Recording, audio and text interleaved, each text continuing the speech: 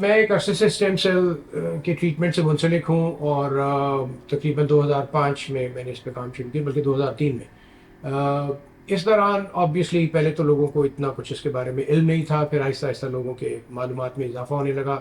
تو جب ہم نے اس کا علاج شروع کیا تو مجھے بڑا حیرت سے اور بعض اوقات بڑی خوشی سے وہ وقت یاد آتا ہے جب لوگوں کو اسٹیم سیل کے بارے میں کچھ بھی علم نہیں تھا، ایون پڑھے لکھے لوگوں کو، ایون میڈیکل پروفیشن سے ریلیٹڈ لوگوں کو۔ تو بہت سے عجیب و غریب سوال بھی آتے تھے اور کچھ بڑے مدلل سوال بھی آتے تھے کہ آخر یہ اسٹیم سیل چیز کیا ہے، کیونکہ ایک عام آدمی کو جس کا بڑا واجبی سا علم ہو میڈیسن کے بارے میں، اس کو یہ بات ذہن نشین نہیں ہو سکتی کہ یکدم طریقہ علاج میں کیا بنیادی تبدیلی آ گئی۔ تو بہت سے سوال پوچھے جاتے تھے۔ پہلا سوال یہ پوچھا جاتا تھا کہ اسٹیم سیل ہیں کیا؟ اس کے لیے ہم نے ایک اور پروگرام میں ساری ڈیٹیل بتائی ہوئی ہے، لیکن بنیادی طور پہ اسٹیم سیل یہ ہیں کہ جو آپ کے ڈیمیجڈ سیلز کو ریپیئر کر سکتے ہیں۔ اللہ تعالیٰ نے، قدرت نے انسان کے جسم میں مختلف جگہوں پہ سیل رکھے ہوئے ہیں، لیکن جہاں یہ سیل کم تعداد میں ہوتے ہیں وہاں ریپیئر اچھی نہیں ہوتی۔ دوسری چیز جو لوگوں کے ذہن میں تصور آتا تھا کہ جی آخر یہ کام کیسے کرتے ہیں، تو جیسے میں نے بتایا یہ بہت سے طریقوں سے کام کرتے ہیں۔ یہ ان سیلز کی ریپیئر کرتے ہیں جو کام ٹھیک نہیں کر رہے۔ کچھ سیلز جو ہیں وہ کام انجام ٹھیک نہیں دے رہے ہوتے، کہ انہوں نے اے بنانا تھا اور بی بنانا تھا ایک خاص مقدار میں، تو وہ اے زیادہ بنانے لگ جاتے ہیں، تو یہ اس کو ریگولیٹ کرتے ہیں۔ کچھ آرگنز میں جو سوزش پیدا ہو جاتی ہے، کیونکہ اب آپ کو اندازہ ہی ہوگا کہ سوزش، انفلیمیشن، ہر بیماری کی بنیادی وجہ تو انفلیمیشن ہی ہے، تو اس انفلیمیشن کو کم کرتے ہیں۔ برین کے ٹیشوز میں بنیادی طور پہ قدرتی اسٹیم سیل نہیں ہوتے، تو اس میں اس کا بہت بڑا رول ہے۔ ایون وہ بیماریاں جن کو ہم سمجھتے تھے لا علاج ہیں، جس طرح راشا کی بیماری تھی، جس طرح جس کو ہم اسٹروک کہتے ہیں، جس میں بندے کا آدھا دماغ کام نہیں کرنے لگتا اور وہ کئی دفعہ چل پھر نہیں سکتے، بات نہیں کر سکتے، ان سب میں اسٹیم سیل نے ریولوشنائز کر دیا ٹریٹمنٹ کو۔ تو لوگوں کے پھر اگلے سوال آتے تھے کہ آخر یہ کیسا علاج ہے اور اس کا طریقہ کار کیا ہے۔ پھر ہم ان کو بتاتے ہیں کہ جی یہ سیل حاصل کیے جاتے ہیں، آپ کے اپنے جسم سے بھی حاصل کیے جاتے تھے پہلے، فیٹ میں سے، لیکن وہ اتنی اچھی کوالٹی کے سیل نہیں تھے، اور اب جب بچہ پیدا ہوتا ہے تو اس کے ساتھ ایک پلیسنٹا ہوتا ہے، ایک آرگن جس کو ہم ضائع کر دیتے ہیں،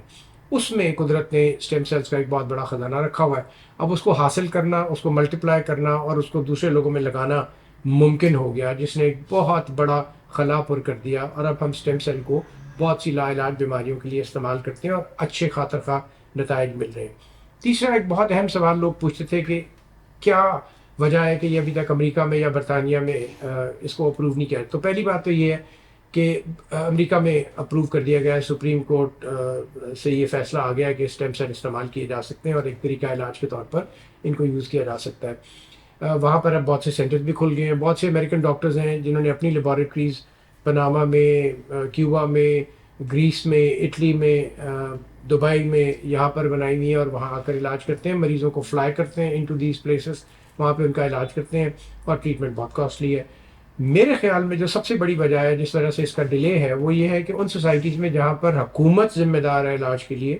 وہاں پر اسٹیم سیل پروگریس نہیں کر رہے، اس وجہ سے کہ وہاں پر حکومت جو آلریڈی، اگر آپ یو ایس اے کو بھی لیں تو ان کا ایک بہت بڑا ایشو ہے کہ ہیلتھ بجٹ بہت زیادہ ہے، اگر آپ یو کے کو لیں تو این ایچ ایس کولیپس کر رہی ہے کہ بجٹ بہت زیادہ ہے، تو وہاں پر وہ تب تک اپروول نہیں دیں گے کیونکہ ان کو پھر یہ اپنی نیشنل ہیلتھ پالیسی میں شامل کرنا پڑے گا، اور اگر یہ نیشنل ہیلتھ پالیسی میں شامل ہوتا ہے تو پھر یکدم ان سب اداروں کا بجٹ کئی گنا بڑھانا پڑے گا، کیونکہ وہاں پر ایک نظام ہے، وہاں پر آپشنل نہیں ہے، پھر اگر آپ ایک آفر کریں گے تو آپ سب کو آفر کریں گے۔ تیسری بات یہ ہے کہ ایک ریسنٹ ڈیولپمنٹ ہے، میڈیکل پروفیشن اور فارماسیوٹیکل انڈسٹری ابھی اس کو پوری طرح قبول نہیں کر سکے، اور فارماسیوٹیکل انڈسٹری اس وقت ایک بہت طاقتور ادارہ ہے ساری دنیا میں، جو بہت سی پالیسیز، قوانین کے بننے میں اپنا رول پلے کرتا ہے اور انفلوئنس کرتا ہے۔ سو جب تک فارماسیوٹیکل انڈسٹری کو یہ نظر آتا رہے گا کہ اسٹیم سیل شاید روایتی طریقہ علاج کو یکسر تبدیل کر دیں گے، فارماسیوٹیکل انڈسٹری اس کو کبھی بھی قبول نہیں کرے گی۔ لیکن حقیقت یہی ہے کہ وقت کے ساتھ ساتھ یہی طریقہ علاج آخر کار انسانوں کے لیے سب سے مفید ثابت ہوگا، اور اس کی کوئی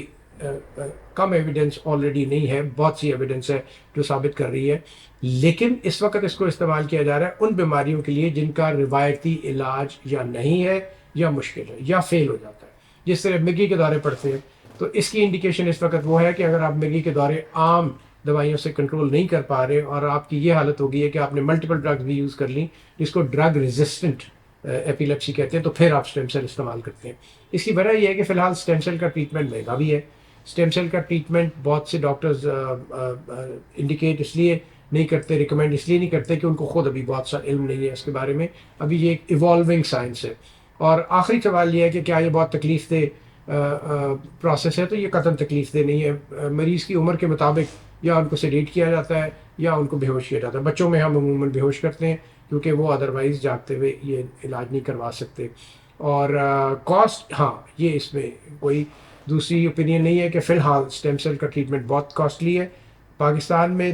پھر بھی اس کی کاسٹ باقی دنیا کی نسبت کم ہے، حالانکہ ہم سب کچھ امپورٹ کرتے ہیں۔ سو اگر پاکستان میں کچھ مینوفیکچرنگ شروع ہو جائے تو اس کی کاسٹ ڈراسٹکلی کم ہو سکتی ہے، لیکن فی الحال اس کے کوئی امکانات نہیں ہیں، تو اس کی قیمت تو فی الحال زیادہ ہے۔ ہم کوشش یہ کر رہے ہیں اس وقت، میں ذاتی طور پہ یہ کوشش کر رہا ہوں کہ کسی سرکاری اسپتال میں بھی یہ طریقہ علاج متعارف کرایا جائے، اور اس کے لیے پنجاب حکومت نے کچھ شو بھی کیا ہے کہ وہ کروانا چاہتے ہیں، اور انشاءاللہ ہم اس پہ کام کر رہے ہوں گے، کیونکہ میرا نظریہ یہ ہے کہ علاج وہی ہے جو ہر انسان کی دسترس میں ہو۔ سو یہ وہ چند بنیادی سوال ہیں جو شروع سے ابھی تک مجھ سے پوچھے چلے جا رہے ہیں، لیکن ان کا جواب بڑا سیدھا ہے کہ ابھی بہت سے لوگوں کو اس کے بارے میں اتنی معلومات نہیں ہے کہ ان کو کانفیڈنس آ سکے، ان کو یہ یقین آ سکے، لیکن جن کے بچوں کو اس سے فائدہ پہنچا، وہ لوگوں کے جذبات دیکھنے کے لیے ہمارے پاس بہت سے مریض ہیں جو سر عام لوگوں کو بتاتے ہیں جی کہ میں تو جب بالکل ہی نا امید ہو گیا تھا تو تب اسٹیم سیل نے میرے بچے کی حالت کو بہتر کیا۔ تو اس کی بیماریوں کے علاج کی فہرست دن بدن طویل سے طویل تر ہوتی جائے گی، اور جیسا میں نے آپ کو بتایا کہ امید مجھے تو 100% یقین ہے کہ وہ وقت دور نہیں ہے جب ہمیں یہ رینل ٹرانسپلانٹ اور لیور ٹرانسپلانٹ ان کو بھی یہ ڈیلے کر دے گا، اور ایک وقت آئے گا جب آپ کو بنے بنائے آرگنز ملیں گے اس بنیادی ٹیکنیک کی بدولت، جو اور ایکسپینڈ ہوگی اور ریفائن ہوگی، اور وہ دن دور نہیں ہے جب آپ کو بنا بنایا کڈنی، بنا بنایا لیور بھی ملے گا اسی دنیا میں، اسی سائنسی دور میں، اور وہ دن بہت دور نہیں ہے۔